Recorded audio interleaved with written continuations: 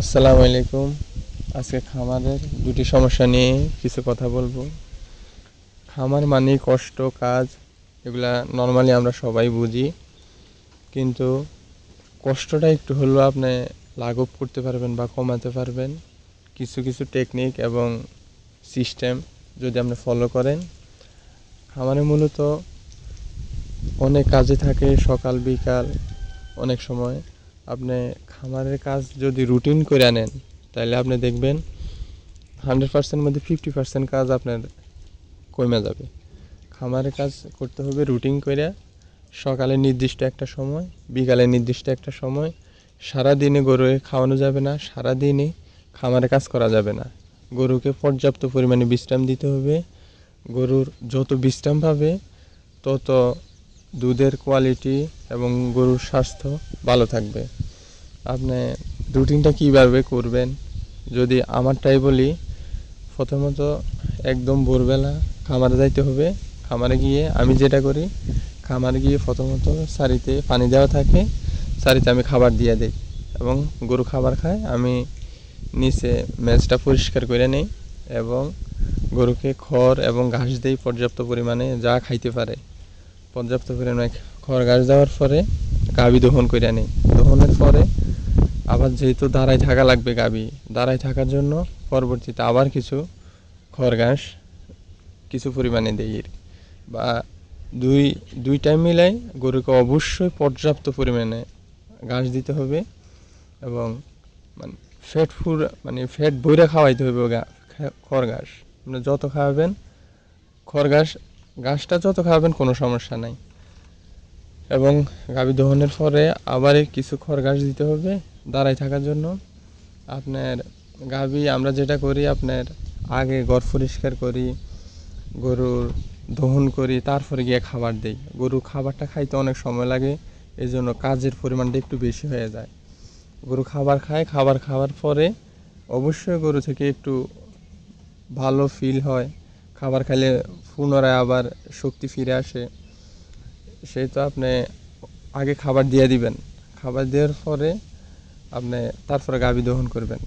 গরু জবাই করার সময় যতটুকু গরু বিরক্তি ফিল করে এবং কি আপনার গাভী দহনের সময় গরু আরও বেশি বিরক্তি ফিল করে। গরু দহন করা শেষ এবং খাবার দেওয়া শেষ হওয়ার পরে আপনি কি করবেন, আবার মেজটা ভালো করে পরিষ্কার করে দিবেন, সারিতে পানি দিয়ে রাখবেন। গরু যখন মন চাবে তখন খাবে, আবার শুয়ে পড়বে। এভাবে সারাদিন আর গরু ঘরে কোনো কাজ নাই। আবার বিকেলবেলা 3টা বাজে খাবার দিবেন, খাবার দেওয়ার পরে খড় ঘাস দিবেন, গাভী দহন করবেন, আবার খড় ঘাস দিবেন। দুই টাইমই গাভীকে যতটুকু খাইতে পারে ঘাস ওইটুকু পরিমাণ ঘাস দিতে হবে। দুই টাইম খড় ঘাস দিয়ে দিবেন। এইভাবে যদি আপনি কাজ করেন দেখবেন, দুই টাইম রুটিন করে যদি কাজ করেন দেখবেন। আমি রিটার্ন আবারও বলতেছি, আপনি যদি দুই টাইম এরকমভাবে রুটিন করে খাবার খাওয়ান, গরু পর্যাপ্ত পরিমাণে রেস্ট পাবে, আপনিও পর্যাপ্ত পরিমাণে রেস্ট পাবেন। অনেক অনেক কাজ কমে যাবে এবং কি আপনার লেবারও তত পরিমাণে লাগবে না, লেবারও কমে যাবে। বা যদি আপনি নিজেই সব কাজ করে থাকেন আমার মতো, তাহলে দেখবেন আপনার খামারও কোনো ধরনের লোক লাগবে না, আপনি একাই সব কাজ করতে পারবেন ইনশাআল্লাহ। আপনার অনেক কাজ কমে যাবে। যদি আমি আবার একবার বলি, সকালবেলা গরু ঘরে আইসা খাবার দিয়ে দিব, নিচে মেজে পরিষ্কার করে দিব এবং পর্যাপ্ত পরিমাণে খড় ঘাস দেওয়ার পরে গাভী দহন করে আবার খড় ঘাস দিয়ে নিচে পরিষ্কার করে সারিতে পানি দিয়ে দিব। এইটুকু হচ্ছে সকালের কাজ। এবং যত শর্ট টাইম বলছি কাজও তত শর্ট টাইমেই হয় আলহামদুলিল্লাহ। সারাদিন গরু দেখবেন শুয়ে থাকবে, পানি খাবে। 2-1 দিন সমস্যা হইতে পারে, পরে দেখবেন এই সমস্যা আর থাকবে না। গরু ম্যাচ করতে একটু সময় লাগতে পারে, 2-4 দিন গরু একটু টাকাটাকি করবে, এটা সমস্যা নাই। 2-3 দিন পরে এমনি ঠিক হয়ে যাবে। আপনারা অবশ্যই গরুকে পর্যাপ্ত পরিমাণে পানি খাওয়াবেন, খাবারের সাথে হোক কিংবা এমনি সাদা পানি তো দিয়েই রাখবেন। বিভিন্ন জায়গায় আপনার এআই কর্মী বা অনেকেই দেখবেন বলবে যে গরুকে যেন খাবারটা মাখা মাখা করে দেওয়া হয়, পানি কম দেওয়া হয়। আপনি পানি যত বেশি খাওয়াবেন গরুর ইউরিন বা প্রস্রাবের সাথে তত ধরনের তার জীবাণু শরীর থেকে বাইর হয়ে যাবে। গরুর শরীর স্বাস্থ্য ভালো থাকবে। আপনি আমার গরুগুলো যদি দেখেন, আমার এখানে 15 লিটার নিচে কোনো গাভী নেই। আমার কোনো গাভীর কোনো ধরনের ভিটামিন বা কোনো ধরনের শরীর কাবু হওয়া চিকন এই ধরনের কোনো গরু নেই, আলহামদুলিল্লাহ। দ্বিতীয় বিষয়টা যদি আসি, প্রেগনেন্সির সমস্যা, যেটা মেজর সমস্যা। দেখবেন আপনার ম্যাক্সিমাম খামার বন্ধ হয়ে যায় প্রেগনেন্সির সমস্যার কারণে। আপনি যদি আপনার আশেপাশে খামার বা কারো গরু দেখেন, দেশি গরুর হিসাব আলাদা, আপনি বিজনেস টাইপ খামার করলে অবশ্যই তো আপনি ফিজিয়ান গরু দিয়েই বা ভালো গরু দিয়েই আপনি খামার করবেন। আপনি দেখবেন প্রেগনেন্সির সমস্যাটাই হচ্ছে বড় সমস্যা। গরু কনসেপ্ট করতে চায় না, এবং কি এক সময় দেখা যায় গরু বিক্রি করতে করতে খামার বন্ধ হয়ে যায়। নতবা কি হয়, গরু প্রেগনেন্ট হয় না, গরু বিক্রি করে দেয়, আবার আরেকটা কিনে নিয়ে আসে, আবার প্রেগনেন্ট হয় না, গরু বিক্রি করে দেয়। এভাবে তো খামার হবে না আপনার। এক সময় আপনি এভাবে লাভ করতে পারবেন না, এবং কি এক সময় দেখা যাবে যে আপনার খামার থাকবে না। এভাবে খামার টিকা অসম্ভব। এই জন্য গরু প্রেগনেন্সির হার যদি 100-তে 100 না হয়, টিকে থাকার জন্য 100-এ 80% যদি না হয়, আপনি খামার নিয়ে আগাইতে পারবেন বা টিকে থাকতে পারবেন না। আলহামদুলিল্লাহ আমার গাভী তো আছে, আলহামদুলিল্লাহ আমার বকনা সব 100-এ 100% প্রেগনেন্সির হার, আলহামদুলিল্লাহ। দোয়া করবেন। আপনার প্রেগনেন্সি যদি হার বাড়াইতে চান বা যদি গরু কনসেপ্টের সমস্যা দূর করতে চান, কিছু জিনিস আপনাকে ফলো করতে হবে। সর্বপ্রথম হচ্ছে খাবার পরে হচ্ছে পরিচালনা। সঠিক পরিচালনা করতে হবে। খাবারে যদি আসি, আপনি বাজারের যদি কোম্পানির খাদ্য খাওয়াই খামার করতে চান, তাহলে আপনি বেশি দূর আগাইতে পারবেন না।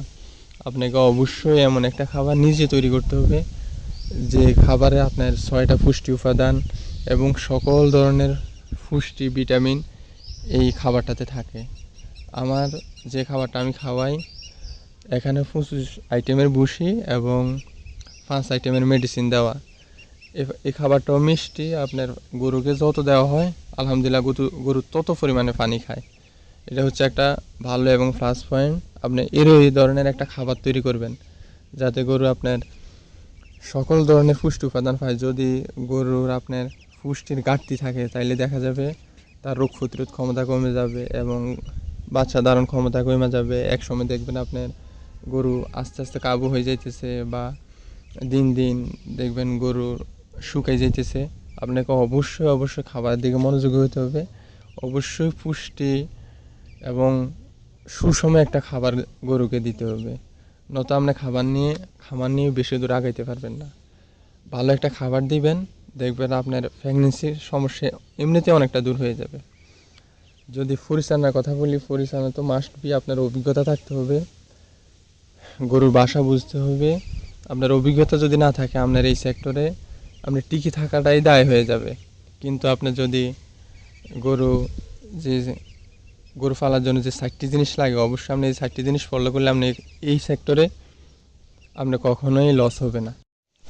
গরু আপনার কখন কৃমি ডোজ করা লাগবে, কখন তাকে টিকা দিতে হবে, এবং গরুটা এখন কি চায়, এবং গরুর এখন কি সমস্যা, সব কিছু বুঝতে হবে আপনার। এটা হচ্ছে আপনার গরুর বাসা বোঝা, যেটাকে বলে আর কি।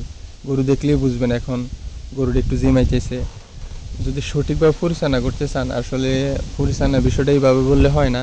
পরিচালনার বিষয়টা বলা লাগবে আপনি অবশ্যই এই খামার করার আগে আপনি ট্রেনিং নিতে হবে, এবং আপনার কী করতে হবে, যে কোনো জায়গায় খামার বিষয়ক প্রশিক্ষণ নিতে হবে। নয়তো আপনার খামার টিকানোটা অনেকটাই কষ্টসাধ্য হয়ে যাবে। আপনার প্রেগনেন্সির যদি হার বাড়াইতে চান বা প্রেগনেন্সির সমস্যা দূর করার জন্য আমি যদি সংক্ষেপে বলি, সব কিছু যেমন তেমন আপনার অবশ্যই খাবারের দিকে মনোযোগী হতে হবে।